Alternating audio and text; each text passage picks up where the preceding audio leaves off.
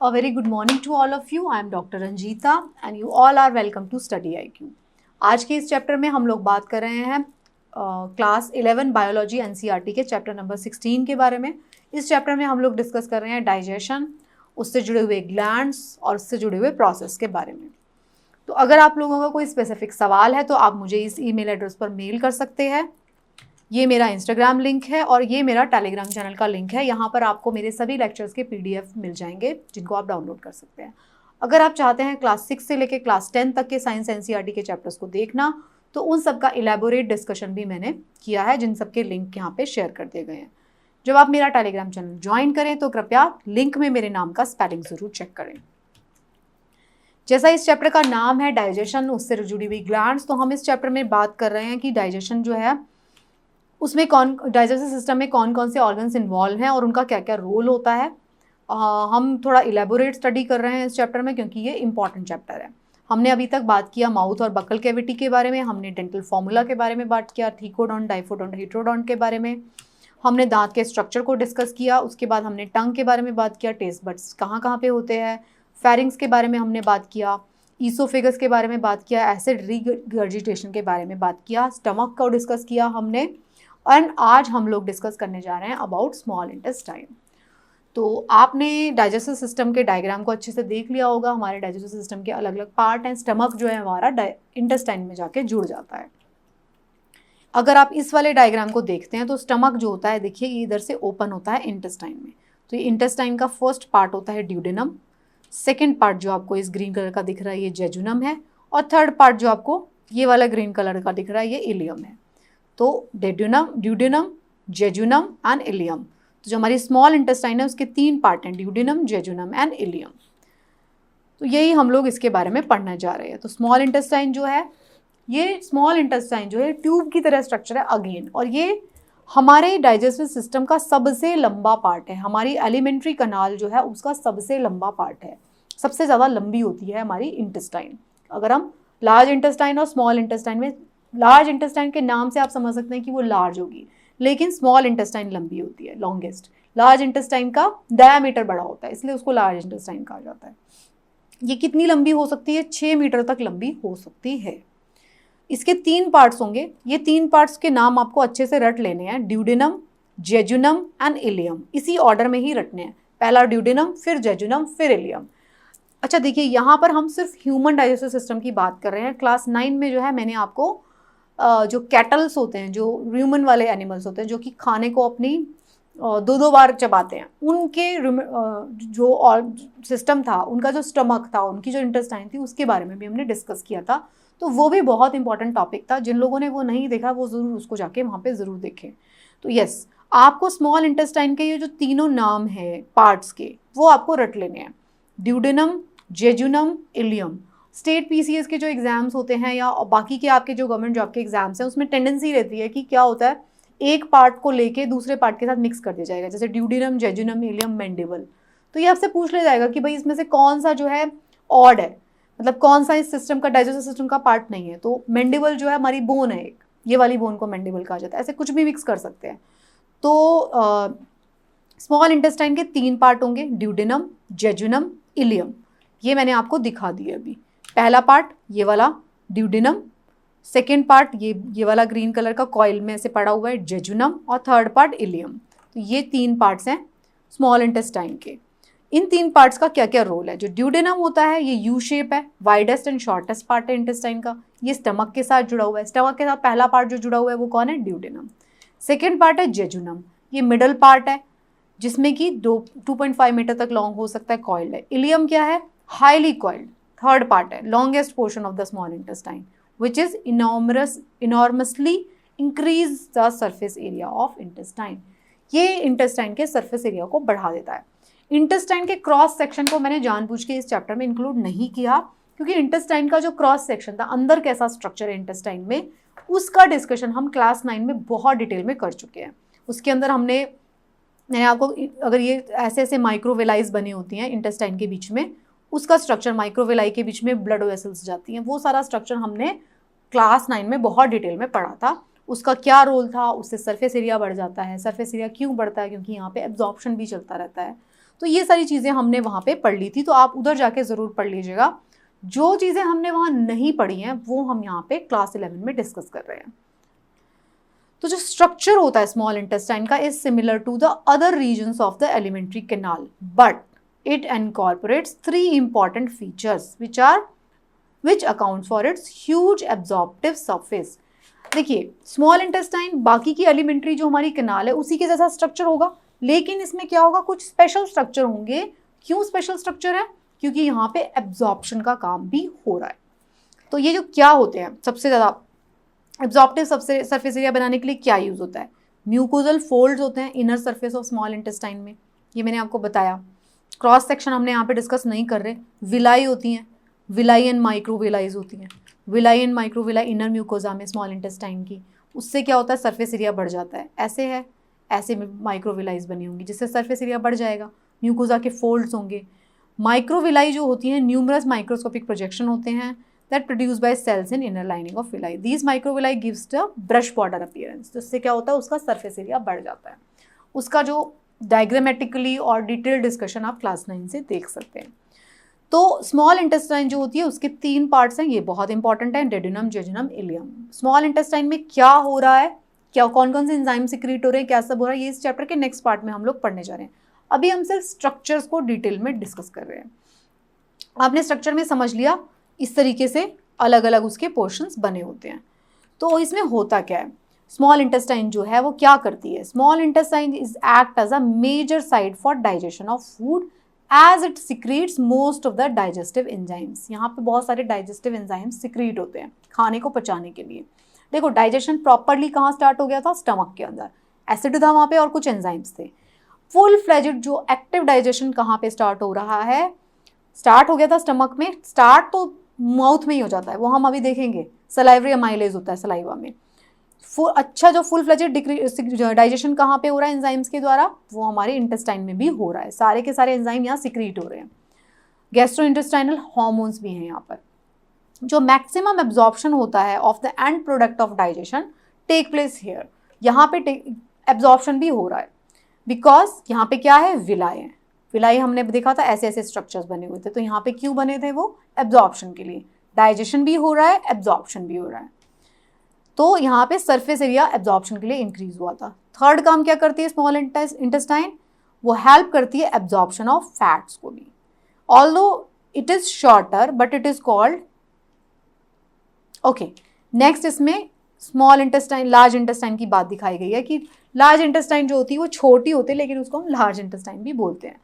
तो small intestine में आप समझ गए, स्मॉल इंटेस्टाइन वो पोर्शन है जो सबसे लंबा पोर्शन है, उसके 3 पार्ट्स है। वहाँ पे क्या हो रहा है, एंजाइम्स भी सिक्रीट हो रहे हैं, वहाँ पे डाइजेस्टिव जूसेस भी सिक्रीट हो रहे हैं और एब्जॉर्प्शन भी हो रहा है। एब्जॉर्प्शन करने के लिए क्या हुआ है, एब्जॉर्प्शन करने के लिए वहाँ पे सरफेस एरिया बढ़ा दिया गया है विलाइज एंड माइक्रोविलाइज के द्वारा। अब हम बात करेंगे लार्ज इंटेस्टाइन की। लार्ज इंटेस्टाइन का नाम लार्ज इंटेस्टाइन है, लेकिन ये लंबाई में स्मॉल इंटेस्टाइन से छोटी है। तो इसमें क्या होता है, सबसे पहली बात यहाँ पे विलाई एंड माइक्रोविलाई नहीं होते लार्ज इंटेस्टाइन में। It is distinguishable into 3 main parts. इसके 3 पार्ट्स होते हैं। 3 पार्ट्स हमने स्मॉल इंटेस्टाइन के भी पढ़े थे, ड्यूडेनम, जेजुनम, इलियम। अब हम 3 पार्ट्स जो है लार्ज इंटेस्टाइन के भी पढ़ेंगे। वो कौन कौन से होने वाले हैं, वो 3 पार्ट्स होंगे सीकम, फिर क्या होगा कोलोन एंड रेक्टम।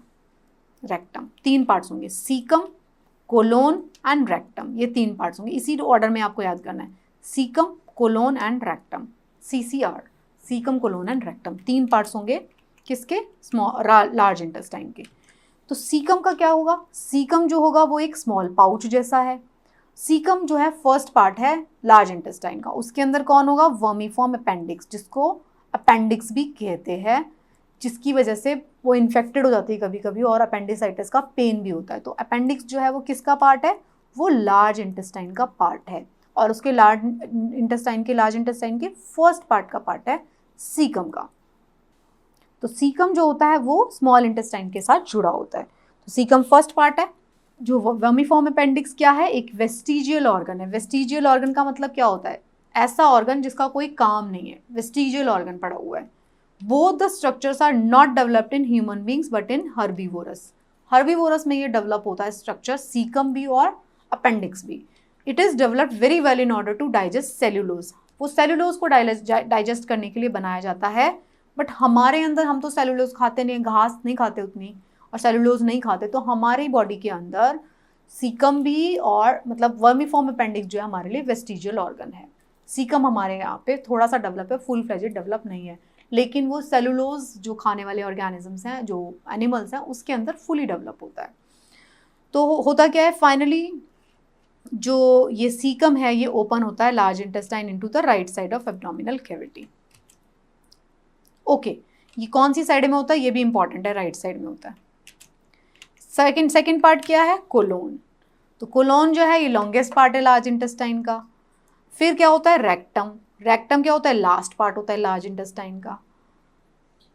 कोलोन को अगर आप देखेंगे तो असेंडिंग डिसेंडिंग ट्रांसफर कोलोन में बना होता है। आप इस डायग्राम्स को देख देख के याद करिए। देखिए सीकम फर्स्ट पार्ट है, फिर कोलोन सेकंड पार्ट है, उसका असेंड कर रहा है, फिर ट्रांसवर्स है, फिर डिसेंड कर रहा है, ये कोलोन है। फिर ये जो ऐसे घूम रहा है ये रेक्टम है। तो ये क्या बात हो गई, सीकम जो है ये मिडल पार्ट हो गया, लॉन्गेस्ट पार्ट तो है ही साथ में। फिर रेक्टम जो है उसका लास्ट पार्ट है लार्ज इंटेस्टाइन का। It descends, colon finally opens into rectum which serves as a, rectum में क्या होता है, फीकल मैटर जो होता है हमारा वो स्टोर होता है, फीकल मैटर, जिसको कि वो जो एनल कैनाल है उसके द्वारा वो आउटसाइड एक्सपेल हो जाता है। तो फीकल मैटर कहाँ पे स्टोर होता है, वो रेक्टम में स्टोर होता है। जो anal canal is guarded by another sphincter. जो एनल कैनाल होती है उसमें भी स्फिंक्टर लगे हुए हैं, इंटरनल एंड एक्सटर्नल स्फिंक्टर लगे होते हैं। At the ileocecal junction, ileocecal valve is present that regulates the passage of material from small to large intestine. तो जो स्मॉल इंटेस्टाइन से लार्ज इंटेस्टाइन में खाना जाता है उसके अंदर भी स्फिंक्टर से कंट्रोल रहता है। जो रेक्टम होता है हमारा उसके अंदर फीकल मैटर रहता है, तो वहाँ पे भी स्फिंक्टर्स लगे होते हैं। स्फिंक्टर्स का फंक्शन क्या होगा, वो वन साइडेड मूवमेंट में काम करते हैं। ये जो है डायग्राम से आपको पूरा समझ में आ जाएगा कि लार्ज इंटेस्टाइन का क्या क्या स्ट्रक्चर है। फिर ये तो था हमारा पूरा डाइजेस्टिव ट्रैक्ट, ये हमने देख लिया पूरा डाइजेस्टिव ट्रैक्ट कहाँ से स्टार्ट हुआ था, एलिमेंट्री कनाल इसको बोलते हैं, वो माउथ से स्टार्ट होती थी और जो है रेक्टम में जाकर एनस वाले पोर्शन पर एंड होती थी। अब हम बात करेंगे डाइजेस्टिव ग्लैंड्स के बारे में। अब ये जो डाइजेस्टिव पूरा एलिमेंट्री कनाल थी उसके बीच में ग्लैंड्स आती हैं। हमने जो ग्लैंड्स होती हैं वो अलग अलग सिक्रीशन जो होती हैं वो उसके बीच में डाल देती हैं। सिक्रीशन का क्या काम होता है, सिक्रीशन का काम होता है खाने को डाइजेस्ट करना। ये तो कैनाल थी, खाना यहाँ से यहाँ घूम रहा है, अब उसके बीच बीच में सिक्रीशन जो जा रहे हैं जो खाने को डाइजेस्ट करने का काम कर रहे हैं, हम उनके बारे में बात करेंगे। तो हम बात कर रहे हैं डाइजेस्टिव ग्लैंड्स के बारे में। तो डाइजेस्टिव जो ग्लैंड्स होती हैं क्या काम कर रही हैं, to bring about the chemical simplification of food. वो केमिकली सिंप्लीफाई करती हैं खाने को। Digestive juices are secreted by different glands, वो अलग अलग ग्लैंड से सिक्रेट हो रहे हैं digestive juices. The digestive glands associated with alimentary canal include majorly salivary glands, liver and pancreas. तो ये तीन तरीके की जो ग्लैंड्स हैं वो हमारी डाइजेशन के साथ जुड़ी हुई हैं। और ये ग्लैंड्स का काम क्या है, ये केमिकली सिंप्लीफाई करती है, वो ऐसे सिक्रेशंस को रिलीज करती है हमारे एलिमेंट्री कैनाल में जिससे कि खाना डाइजेस्ट होता है। तो डाइजेस्टिव ग्लैंड एसोसिएटेड है एलिमेंट्री कैनाल में, तीन तरीके के हैं, सलाइवरी ग्लैंड्स जो मुंह में है, लिवर और पैंक्रियाज। अब हम इनके बारे में डिस्कस करेंगे। तो हम सलाइवरी ग्लैंड्स के बारे में डिस्कस करेंगे सबसे पहले। तो सलाइवरी ग्लैंड्स क्या है, ओके। जो ग्लैंड्स होती हैं जनरली दो तरीके की होती हैं, एक एक्सोक्राइन ग्लैंड्स होती हैं और एंडोक्राइन ग्लैंड्स होती हैं। उसके नाम से ही पता लग रहा है, एक्सोक्राइन मतलब उनके पास अपनी खुद की ट्यूब्स होंगी, वो ट्यूब्स के जरिए करेंगी और अपना secretion release. But endocrine glands कौन सी होती हैं, जो सीधा का सीधा हमारे ब्लड स्ट्रीम के अंदर अपने एंजाइम्स को रिलीज करती है, उनको हम बोलते हैं एंडोक्राइन ग्लैंड्स। तो सलाइवरी ग्लैंड्स क्या है, सलाइवरी ग्लैंड जो है वो एक्सोक्राइन ग्लैंड्स होती है क्योंकि उनके पास अपनी खुद की ट्यूब्स हैं, डक्ट्स हैं, उसके जरिए वो अपने एंजाइम्स को रिलीज करती है। तो ये जो ग्लैंड क्या करती है, सलाइवा को सिक्रीट करती है। जो आपके मुंह में जो पानी जैसा सब्सटेंस रिलीज हो रहा है, सलाइवा कहते हैं उसको, सलाइवा को जो रिलीज करती हैं वो होती हैं सलाइवरी ग्लैंड्स। तो ये जो ग्लैंड्स हैं उसके तीन पेयर्स में हैं, तीन पेयर्स हैं उसके, इस तरफ भी इस तरफ भी। तो 3 पेयर्स में है ये ग्लैंड्स। कौन कौन सी हैं ये, पैरोटिड, सब मैक्सिलरी और सब मैंडिबुलर एंड सबलिंगुअल ग्लैंड्स। इसको आप डायग्राम में देखिए, देखिए पैरोटिड ये आपके एकदम कान के पास यहाँ पर गाल के पीछे अंदर है पैरोटिड ग्लैंड। दूसरी ग्लैंड्स कौन सी हैं, सब मैंडिबुलर या सब मैक्सिलरी भी बोल सकते हैं, ये यहाँ पर है। और दूसरी आपकी टंग के नीचे, आपकी जीभ के नीचे है सब लिंगुअल, लिंगुअल का मतलब टंग, सब लिंगुअल टंग के नीचे, सब मैंडिबुलर मैंडिबल के नीचे, पैरोटिड साइड में। तो ये 3 तरीके की ग्लैंड्स हैं और तीनों जो है पेयर में होगी, इस तरफ भी हैं और 3 उस तरफ हैं। तो 3 पेयर्स ऑफ सलाइवरी ग्लैंड है। इस डायग्राम से आपको याद रहेगा कहाँ कहाँ पे प्रेजेंट है, ये कौन कौन सी हैं, पैरोटिड, सब मैक्सिलरी या सब मैंडिबुलर भी कह सकते हैं उसको, और सब लिंगुअल। तो जो पैरोटिड ग्लैंड्स होती हैं वो सबसे लार्जेस्ट ग्लैंड्स होती हैं among the salivary gland. 3 salivary glands हैं, तो उसमें से सबसे बड़ी ग्लैंड कौन सी है, पैरोटिड। फिर सब मैक्सिलरी सब मैंडिबुलर होती है लोअर जॉ के पास, सब लिंगुअल होती हैं टंग के नीचे। तो ये 3 तरीके की ग्लैंड्स हैं, ये तीनों का काम क्या है, सलाइवा को सिक्रीट करना। और ये कौन सी ग्लैंड्स हैं, ये एक्सोक्राइन ग्लैंड्स हैं। तो सलाइवा जो है वो उसी से बन रहा है। फिर हम बात करते हैं दूसरी ग्लैंड की जो डाइजेस्टिव ट्रैक्ट में इन्वॉल्व है, दैट इज लिवर। तो लिवर क्या है, ये लार्जेस्ट ग्लैंड भी है बॉडी की। अगर हम लिवर की बात करते हैं तो ये हमारे बॉडी की सबसे बड़ी ग्लैंड है, एक्सोक्राइन ग्लैंड है, क्योंकि ये डक्ट बनी हुई है इसके अंदर भी, उसके थ्रू ये सिक्रीट करता है अपने सॉल्यूशन को, अपने सिक्रेशंस को। तो लिवर क्या है, हमारी largest gland of the body है।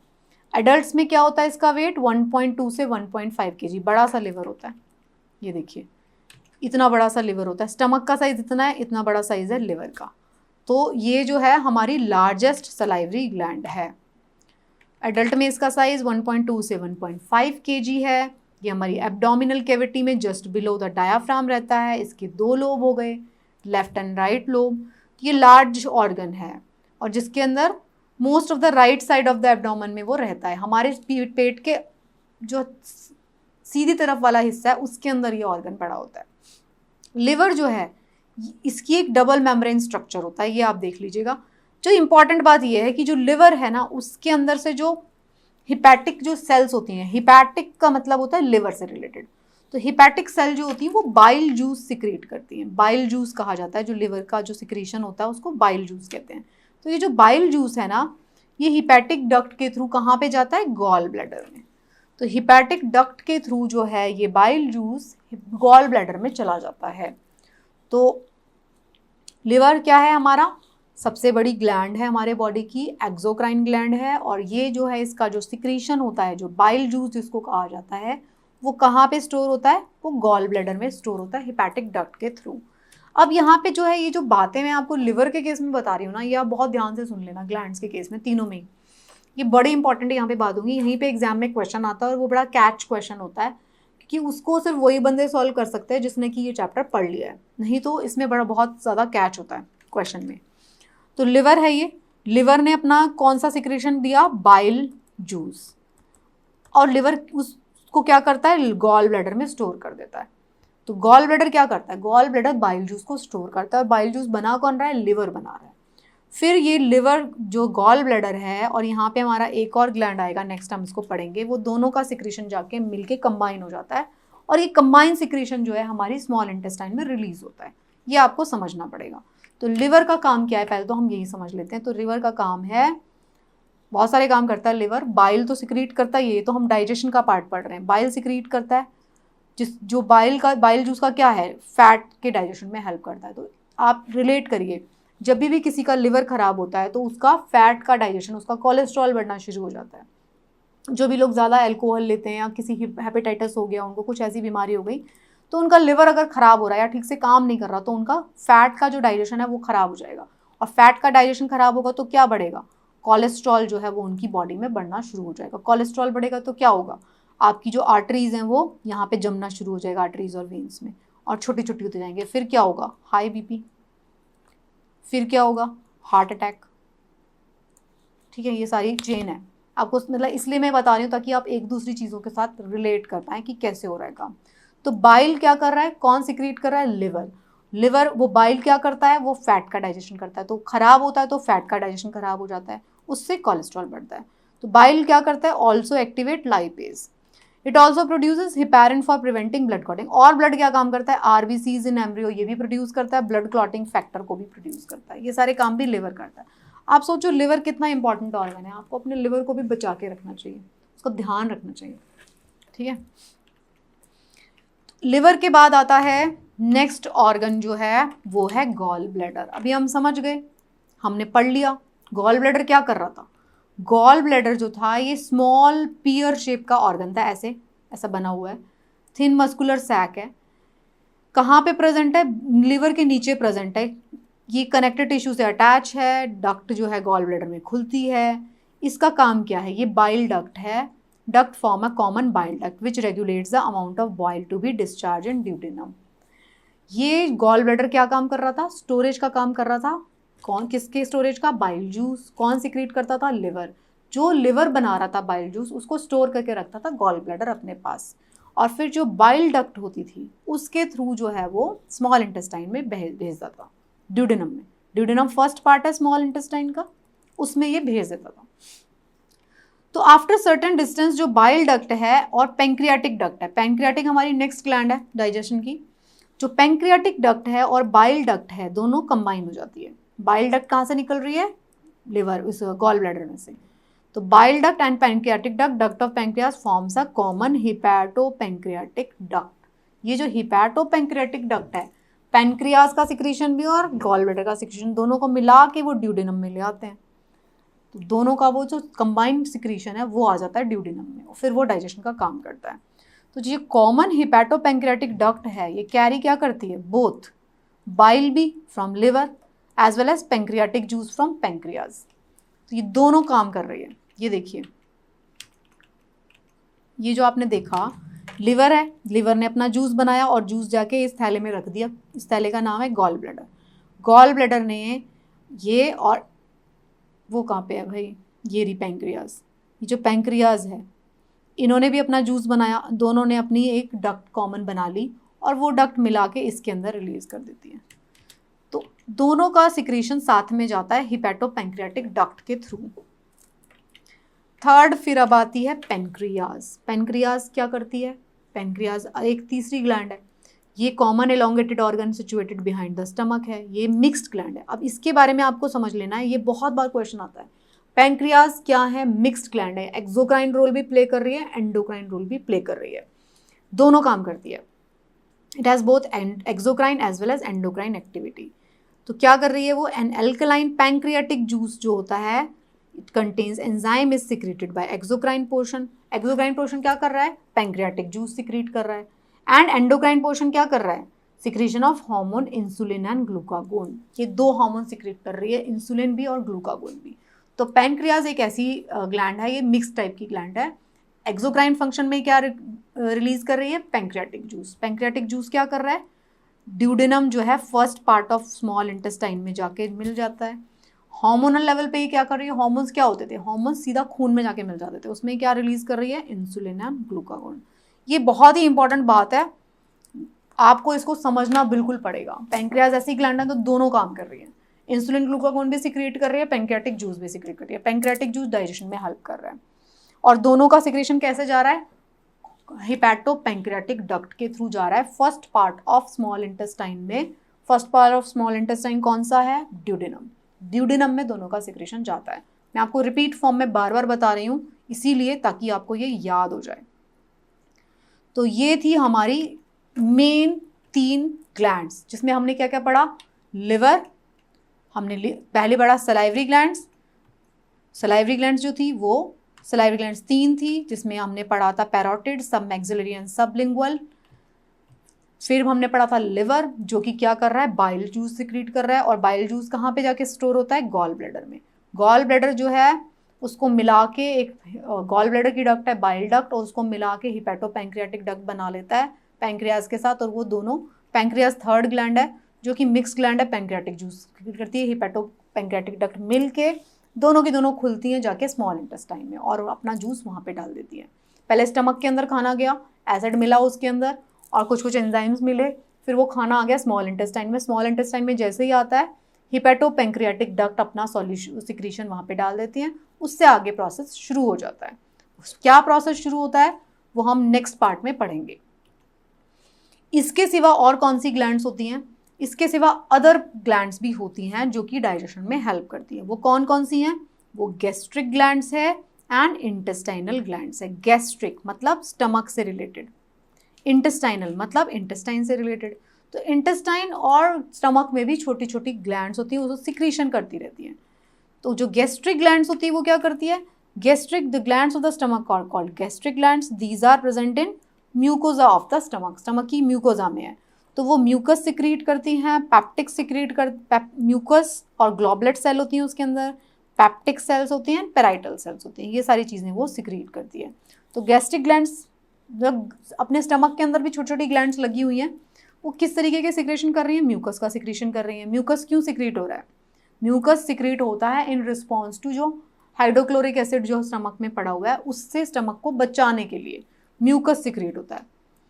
पैप्टिक क्या होता है, चीफ जाइगोमेटिक सेल्स जो है वो सिक्रीट करती हैं गैस्ट्रिक एंजाइम, और पेराइटल सेल्स जो होती हैं वो सिक्रीट करती हैं HCl। Parietal cells hydrochloric acid secrete कर रही हैं, म्यूकस सेल जो होती हैं वो म्यूकस सिक्रीट कर रही है, और पैप्टिक जो सेल्स हैं वो गैस्ट्रिक एंजाइम सिक्रीट करती हैं। तो ये 3 तरीके की सेल होती है गैस्ट्रिक ग्लैंड्स।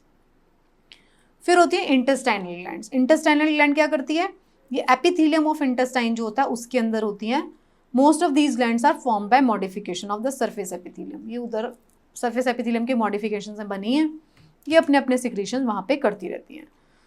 तो ये थे डाइजेस्टिव ऑर्गन्स के बारे में बातें। इसमें हमने पढ़े अलग अलग डाइजेस्टिव जो हमारा सिस्टम है उसमें कौन कौन से ऑर्गन्स हैं, उसका क्या क्या स्ट्रक्चर है।